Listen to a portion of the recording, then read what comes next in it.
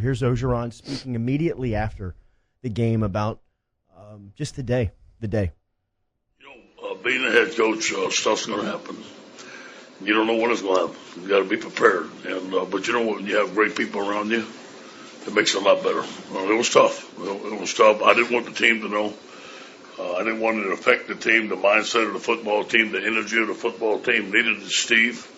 We did not try to keep it to them. I think they found out before the game, and there was a little concern that it might be a little low, but it sure wasn't the way we started. And you got to give the credit to our football players. Joe Burrow was talking in the post game about the day. To be honest, it wasn't my sharpest game, and this guy was bailing me out on a couple of throws that I had missed, and guys like Terrace and Jamar were bailing me out on some misreads and being late with the football. So, I think I'm excited to get back to practice and kind of tune those things up. But that's kind of team we have. If someone doesn't have their best game, the other guys step up. Yeah, so imagine playing football so well that you have a game where you go 21-27, throw over 400 yards and 7 touchdowns in the first half. All that was in the first half, and your takeaway is, I could have been better. I could have been sharper. That's why I almost wish that I would have started with the statement before we got into the Carly sentiments, because today's show will dive in and out of remembering Carly, thoughts about her, as well as what we saw on Saturday. And overall, what we saw on Saturday was LSU dominate Oklahoma. Dominate. T-Bob just gave you the numbers of the 7 touchdowns for Burrow that he threw through the air. He accounted for 8 of them, which is a college football playoff record. He threw for 29 of 39 for 493. A lot of that coming in the first half. They hung 63 points on Oklahoma. It felt like the 63-28 score, it wasn't that close. After watching Ohio State and Clemson, and this is the first day of coverage coming down to the national championship game that'll be played on January 13th, I saw the number. I saw the 5 that LSU was favored by. I would take LSU all day in that game. I just think where they're playing right now, the clip in they're playing, you hear Joe Burrow talk about the numbers, the execution on Saturday, and they're discouraged about the plays that they left on the field. Yeah, they're more worried, and listening to Joe Brady after the game, they were talking about some of the plays that they left out there. This team right now is playing with a confidence and playing at just an execution level that you're going to tell me that there's one game in New Orleans for the national championship with Joe Burrow as LSU's quarterback and they're going to get beat? I'm not going to take that bet. I would bet on LSU all day and twice on Sunday with the way that they're playing right now and the feeling around this program with just over 2 weeks of preparation for one game for the entire they played 6 trophy. Top 10 teams this year. Come Clemson, it'll be 7. They play 15 games. You know how much respect I have for Auburn this morning?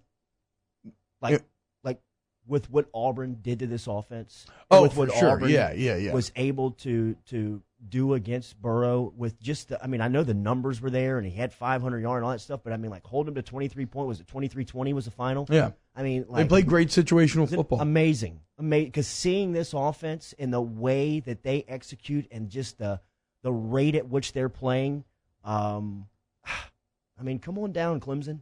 I get it. I know, and I do believe that Clemson and LSU are the best 2 teams in college football.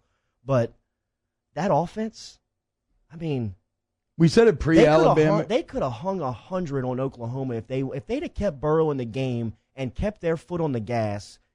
They could have hung 100 without even blinking. Yeah, for all the people being concerned about LSU talking trash before the game, they weren't talking trash. They were just telling the truth. Jamar Chase knew they were going to dominate. Patrick Queen knew they were going to dominate. And then they went on, they did. And I love Thad Moss's comments after the game. He's like, it's probably the 5th best team we played. And that sounds like a slight against Oklahoma, Jordy, but as I just pointed out, LSU's played 6 top 10 teams out of 14 games. It'll be 7 of 15 come next game. So you're looking at half of your schedule going into that game. Both teams were ranked in the top 10, and here you sit undefeated and kicking everybody's ass. This team is unreal. And how about the defense, right? Because it is lost in the shuffle a bit. Yeah. Because the offense was so record-shatteringly good. The defense dominated Oklahoma. Jalen Hurts, Oklahoma, supposed to be the number one S&P offense in the entire country, right? Supposed to be 1A and 1B. Like, I knew the defense would get stops, but I thought that 28, I thought maybe they would struggle early and get stops late. No. The only time Oklahoma had any success was in garbage time. So it's like we told you back in the day, man, this is that Ole Miss game where all that panic was going down. That was not who this defense truly is, and now here they are. They're showing it. And look, they're going to have a great test, the biggest test, coming up next with Lawrence and Etienne and company.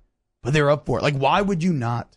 And I've said this consistently post-Alabama game, even before, but what has this LSU team done in any way, shape, or form to make you doubt them or to make you think that they're not going to be ready? And it's like we're always trying to come up with, like, the next thing probably now will be, like, well, there's 15 games in between this one and that one. There's 15 days. Like, is there a chance that LSU loses focus? Is there no, what have they done to make you think that way?